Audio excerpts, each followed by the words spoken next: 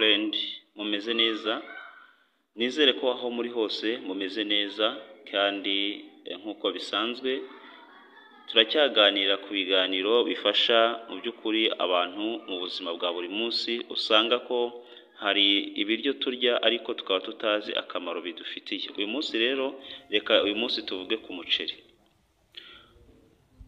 Uyu munsi turabagezaho inkuru y'ingenzi ku buzima bwacu bwa buri munsi. Tugiye kuvuga akamaro k'umuceri, kimwe mu biribwa dukunda cyane ariko kandi cyuzuyemo intungamubiri zitangaje zirimo na vitamini zifasha umubiri gukora neza.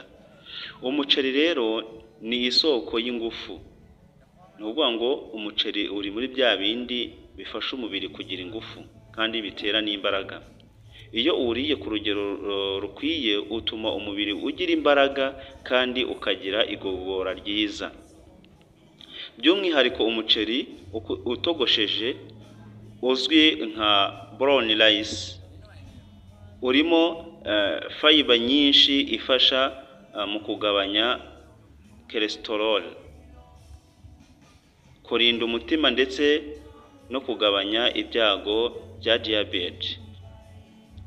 Umuceri w'umwimerere urimo vitamini nyinshi cyane nka vitamin B.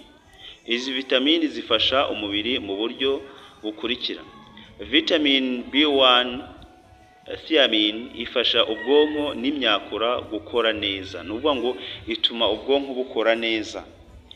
Imyakura, hari abantu batazi imyakura ariko ku kiganiro cyangiye cya kabiri tuzaganira ku bijyanye n'imyakura ndetse n'imikaya kugira ngo bisobanukirwe.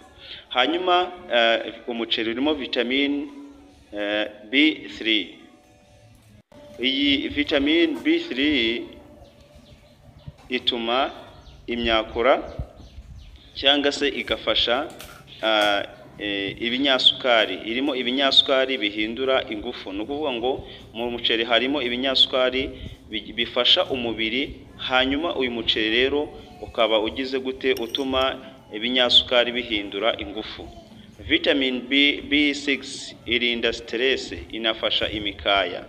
Nkuko nabivuze, ibi byose hari abantu batazi imikaya n'iki, hatazi imyakura n'iki, ariko turabiganiraho mu gice cya kabiri cy'iyi video. Harimo rero vitamin B9 ingenzi cyane ku bagore batwite, kandi hari na vitamin E irinda umubiri gusaza vuba. Ni ukuvuga ngo rero izi vitamini zose ziba mu muceri zifasha umubiri nk'uko ubushakashatsi bwagaragaje bwakorewe muri Amerika mu kigo cya Howard